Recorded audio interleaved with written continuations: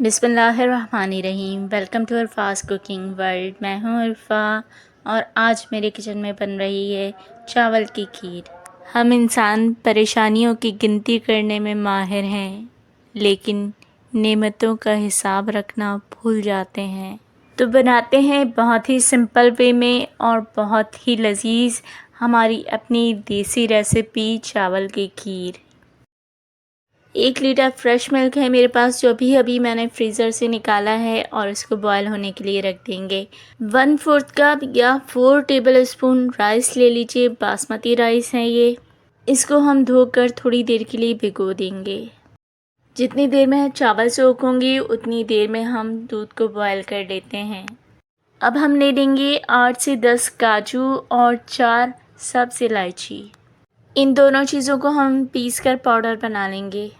इन दोनों चीज़ों को पीसकर हमने पाउडर बना लिया है और अब जो हमने चावल सोख किए थे 1/4 कप या 4 टेबल स्पून, वो हम इसमें डाल देंगे और इसको भी पीस लेंगे।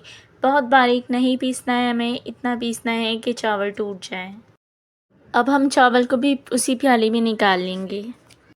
अब ये जो चावल को हमने पीसा है, हम इसको बॉयल किए हुए दूध में ऐड कर देंगे, मिक्स कर लेंगे और इसके बाद जो हमने काजू और सब्ज़ इलायची का पाउडर बनाया है वो भी हम इसमें ऐड कर देंगे। अब हम इन सबको मिक्स कर लेंगे और मिक्स करते हुए पकाएंगे इसको लो फ्लेम पर। 5-6 मिनट हम इसको स्टर करते रहेंगे जब तक इसमें अच्छे से बॉयल नहीं आ जाते। जब बॉयल आ जाएगा तो फिर हम इसको मुस्तकिल स्टर नहीं करेंगे, लेकिन हर थोड़ी देर के बाद ज़रूर इसको चम्मच चलाएंगे। अभी चावल कच्चे हैं तो अभी इतनी ज़रूरत नहीं है कि मुस्तकिल चमचा चलाया जाए। जब चावल पकना शुरू हो जाएंगे तो इसमें से अच्छी सी खुशबू आना शुरू हो जाएगी।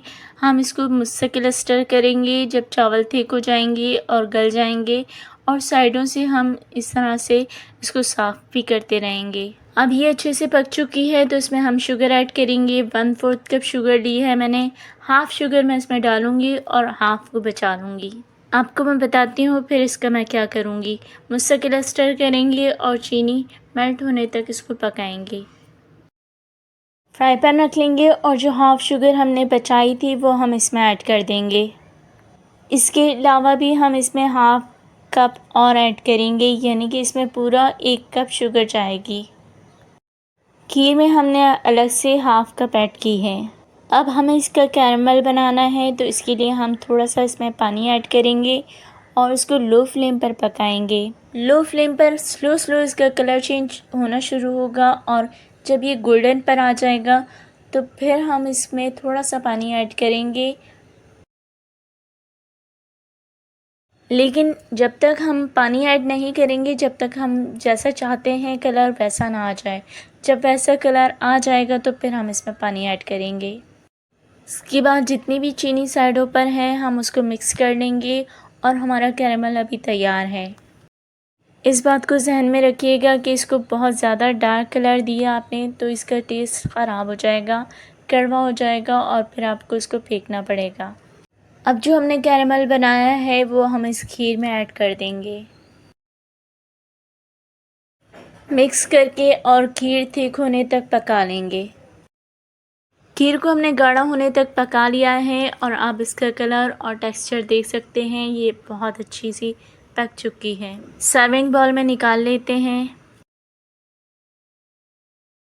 मैंने पिस्ते कूट लिए थे और उससे इसकी गार्निशिंग कर दी है। ज़रूर बनाइएगा। आपका लाइक, सब्सक्राइब और वीडियो शेयर करना हमारे लिए हौसला अफजाई का काम करता है और हमें मज़ीद मेहनत करके अच्छी वीडियोज़ बनाने का जज्बा पैदा होता है।